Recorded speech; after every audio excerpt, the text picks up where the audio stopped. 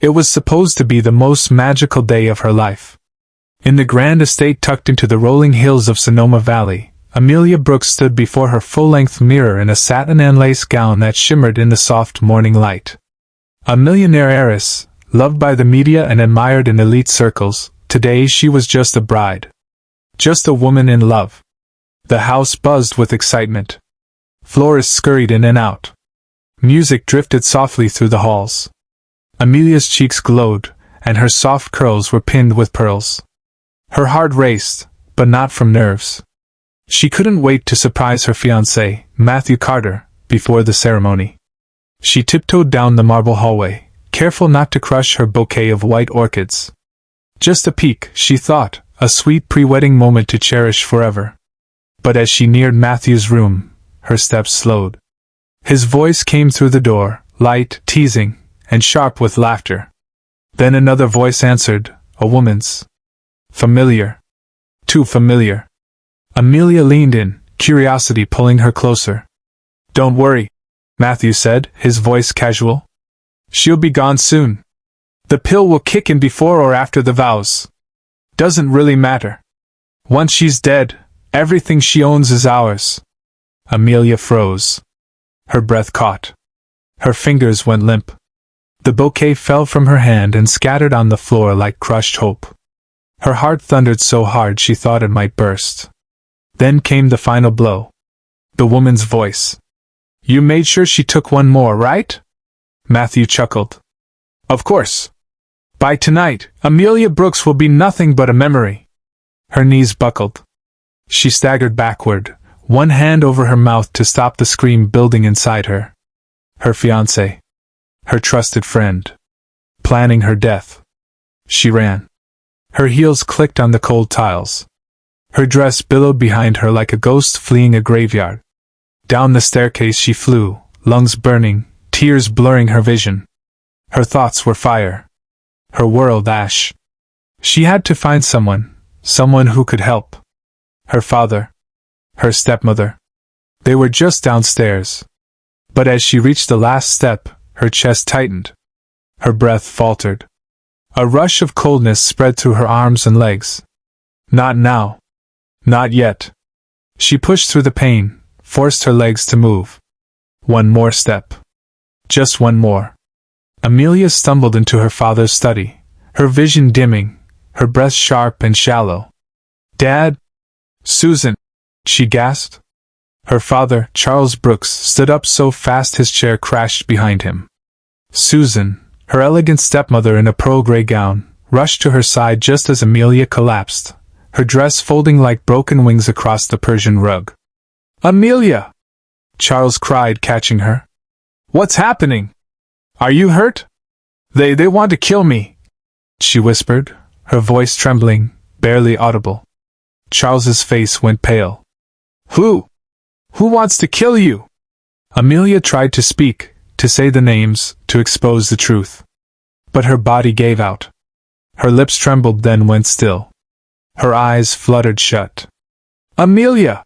Her father shouted, shaking her gently. Stay with me! Susan grabbed the phone and screamed for help. The hallway outside erupted in chaos. Doors flew open, guests rushed in, voices rising in panic. Matthew was the first to arrive. His performance was flawless. What happened? He cried, falling to his knees beside Amelia's still form. My God, no, please, Amelia, no! He took her hand in his, tears streaming down his face, his voice cracking with grief. But beneath that perfect mask was victory. Everything was falling into place. Hotel staff carried Amelia out. Her gown trailed behind her like a fallen angel's robe. The once perfect bride looked lifeless, her bouquet left crushed on the floor. Outside, a black car waited. Matthew slid into the back seat, holding her limp body, whispering fake prayers. But when no one was watching, he pulled out his phone and sent a message. It's done. She's gone. The car sped off, chased by a trail of honking vehicles, family members, friends, all desperate and terrified. The mansion behind them looked like a scene from a nightmare. And in the car, Matthew leaned back, satisfied. At the hospital, doctors waited with a stretcher. Matthew leapt out, shouting, "She's not breathing! Help her!" The nurses rushed Amelia inside, her white gown stained with makeup and tears. Susan followed, crying, holding Amelia's hand until the doors closed behind them. Charles stood frozen, fists clenched, face pale. His daughter, the one person he truly loved, was fading right before him. Matthew sat in the waiting room, head in hands, rocking slowly. He looked like a broken man. But if anyone had looked close enough, they'd have seen it, the flicker of a smile each time he glanced at the clock. Hours passed. Doctors moved in and out of the emergency room with tight faces and clipped words. The guests sat in silence, some whispering prayers, others just staring at the white double doors that kept Amelia hidden. Charles hadn't moved. He stood near the wall, his hand resting on it like a man holding back a flood. Then the doors opened. A tall doctor in a stained coat stepped out, his face exhausted. "She's alive," he said before anyone could ask. "But she's in critical condition. Her heartbeat is weak. Her breathing is slow. We're doing everything we can." Susan dropped into a chair, sobbing. "Please, God, don't take my baby." Matthew covered his face. One tear slipped down his cheek, perfectly timed, perfectly fake.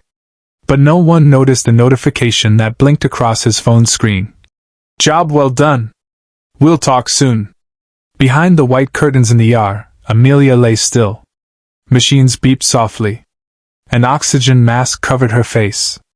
Electrodes dotted her chest. Her hands lay limp by her sides. Then, her fingers twitched. A nurse noticed. "She's waking up," she whispered. Everyone rushed to her side. Amelia's eyelids fluttered open, her lashes damp with tears. She looked around, disoriented, then locked eyes with the nurse closest to her. "Please," Amelia whispered, her voice dry and raspy. "Don't tell them I'm awake." "Not yet." The nurse hesitated. "Miss your family." "I know," Amelia whispered. "Just please. I need you to promise." "Not a word." The nurse looked at her, something in Amelia's gaze stopping her. This wasn't fear. It was something deeper. A kind of quiet war. "I won't tell," she whispered back. The next morning, Amelia asked for her private physician, Dr. Allen. A calm man with decades of trust behind him. When he entered her room, everyone else was asked to leave. She sat up slowly, every movement stiff with pain. "Doctor," she said, "someone tried to murder me." His face turned to stone. "Who?" She looked down at her hands. "Matthew, and someone else. One of my bridesmaids. I don't know who yet. But I heard them." She told him everything. The phone call. The pills. The plan. "They were poisoning me," she said. "For months, maybe longer. I gave everything to people I loved, and they tried to erase me." Dr. Allen took a long breath. "You need proof." Amelia's eyes narrowed. "I need to know who else is involved." And then the idea came. Bold. Dangerous. But necessary. "I have to die," she whispered. "Or at least, they have to think I did." Dr. Allen stared at her, stunned. But in the silence that followed, he understood. If she wanted to survive, if she wanted the truth, Amelia Brooks would have to fake her own death. That night, the hospital room was dim. Machines hummed quietly beside Amelia's bed, casting a soft green glow. Dr. Allen stood over her, holding a vial of clear liquid. "This will slow your heart rate," he said. "It'll drop your body temperature, make your breathing shallow. You'll look gone, but you won't be." Amelia didn't blink. "Do it." She closed her eyes as he inserted the needle. The cold medicine entered her veins like ice. Her chest tightened, her vision faded, and within seconds her body went still. Dr. Allen arranged her arms, placed ice packs beneath her arms and feet, and covered her with a white sheet. Then, hands shaking, he picked up the phone. "I'm sorry," he said calmly. "Amelia Brooks has passed away." The news spread like wildfire. By morning, Headlines screamed, "Heiress Amelia Brooks dies on wedding day." Her mansion overflowed with weeping staff, neighbors in shock, and reporters snapping photos from the gate. But inside, everything was being watched. Hidden cameras. Secret audio feeds. All of it carefully planned. Her funeral arrangements were already in motion, but with a twist. Amelia had left a very specific will, delivered directly to her lawyer before her supposed death. It stated that her final will could only be read on the 10th day after her passing. Each day, only one person could visit her body to mourn. If they wanted a piece of her estate, they had to follow her rules. On day 1, Matthew arrived, dressed in black, his face a masterpiece of sorrow. He stood beside her open casket in the grand parlor, lit by hundreds of candles. Her body lay motionless beneath a silk sheet. "She was everything to me," he whispered, reaching for her hand. Rachel followed behind him, dressed in a modest black dress, tears smeared down her cheeks. Matthew sighed dramatically. "Gone too soon. She was so giving," Rachel sniffled. Amelia, lying still, could hear every word. Then it happened. Matthew slipped his hand into Rachel's, gently squeezing. Rachel leaned in. "Finally," he whispered. "We can have it all." Rachel giggled. "The pills work like magic." Under the sheet, Amelia's fingers twitched in rage. She had trusted them both with her heart. And now, they stood inches from her, whispering triumph. "We'll play along for 10 days, Rachel said, fixing her hair. "Then we're free." Amelia's heart thundered in her ears. But she stayed still. Not yet. Not until she saw the full truth. Day 2 brought her step-siblings, Chris and Tina. Chris strutted in, scanning the room. "I get the sports car," he said. "You can have the car," Tina smirked. "I want the Aspen house. Perfect for parties." They laughed. Amelia's heart shattered anew. She had paid Chris's debt. She had funded Tina's college. Now they circled her like vultures. But it wasn't over. Not even close. On day 3, her father arrived. Charles Brooks entered the parlor with slow, heavy steps. His graying hair was neatly combed, his suit crisp. Beside him, Susan, his wife, held a tissue delicately to her eye. He stood over Amelia's body and whispered, "My firstborn. My little girl." For a moment, Amelia felt her heart soften. But then Susan leaned in close. Her whisper was like venom. "At least now we won't need to ask her for money anymore." Charles didn't respond. He just nodded. Amelia's heart cracked.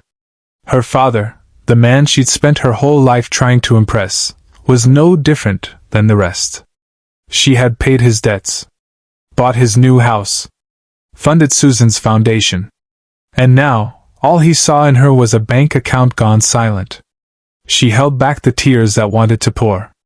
On day 4, the door opened slowly. And in walked a woman Amelia hadn't seen in over 20 years, her mother, Linda. She wasn't dressed in designer black or dripping in fake sorrow. She looked pale, worn, and sincere. Linda approached the casket slowly. She looked at Amelia's face like she was seeing her baby girl again. "My child," she whispered. Her hands trembled as she touched Amelia's cold fingers. "I'm so sorry." She broke down, falling to her knees. "I never wanted to leave you," she sobbed. "I begged your father to let me see you.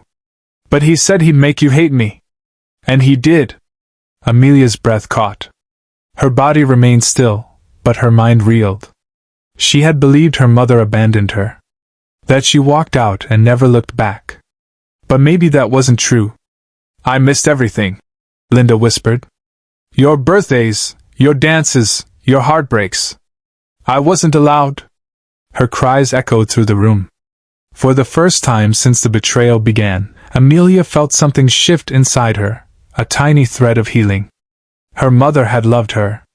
She had fought for her. And Amelia had been kept from the truth.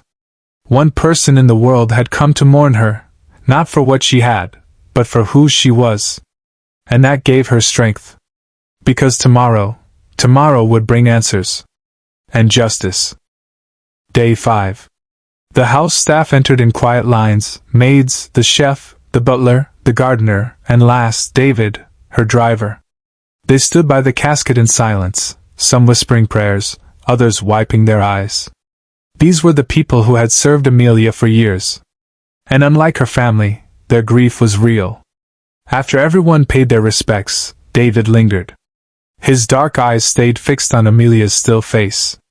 Then, slowly, he stepped forward. He leaned over the casket, gripping the polished wood with both hands. His voice broke. "I'm sorry, Amelia," he whispered. "I should have told you." Amelia's pulse stirred. "I saw things. I knew Matthew and Rachel were hiding something. I saw the way they looked at each other. I heard bits of conversations." He swallowed hard. "I wanted to speak up. But I was just a driver. Who would have believed me?" Amelia's throat tightened. He had known. He had cared. "I've loved you since the day I saw you in that parking lot. You smiled at me, and I knew I'd never forget you," David whispered. "I took this job just to be near you. Every day, driving you around, pretending like I was just doing a job, but really, I was falling more in love." His fingers trembled on the casket edge. "And now it's too late." Tears rolled down his cheeks and fell onto her hand. Amelia felt her soul tremble. He had loved her. Truly. Without greed. Without pretense. And he never said a word, not because he didn't care, but because he believed she deserved someone better. But David had been better. The only one. 10 days passed. Then came the moment everyone had waited for, the reading of the will. In the grand living room, filled with fake mourners in black, the lawyer stood before them and spoke. "Before we begin," he said, "Mrs. Amelia Brooks had one final request. You must all watch this video first." He plugged in a flash drive. The screen lit up. Gasps filled the room. Footage played of Matthew and Rachel, holding hands, sneaking kisses, entering hotels together. Voices. Laughter. Plots. "No!" Matthew shouted, jumping to his feet. "Turn that off!" But the lawyer didn't move. This was her wish. "You'll watch it all." And they did. Scene after scene, betrayal spilled into the open. When the screen finally went black, no one could look up.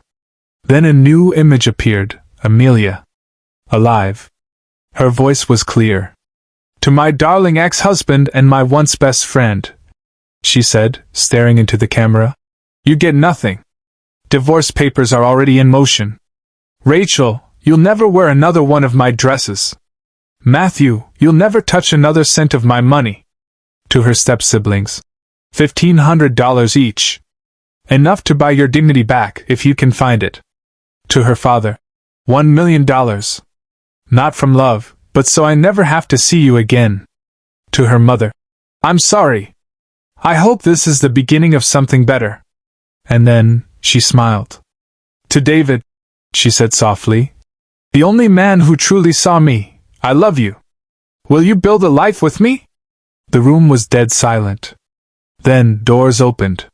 And there she stood. Amelia. Alive. Glowing. Powerful. David's breath caught. He rushed forward and wrapped her in his arms. The rest froze. Their lies exposed. Their futures gone. But it wasn't over. The front doors slammed open. Police stormed in. "Matthew Carter. Rachel Linton. You are under arrest for attempted murder." Handcuffs clicked. Matthew screamed. "She's alive! How can I be arrested?" Amelia stepped forward. Her voice calm, cold. "You drugged me, Matthew. You tried to kill me." The officers dragged him and Rachel away, their screams echoing. And finally, peace. Amelia turned to David. He held her hand. "You're free now," he whispered. She looked around her grand estate, once a palace of betrayal, now a place of truth. For the first time in years, she smiled. She was alive. And she had won.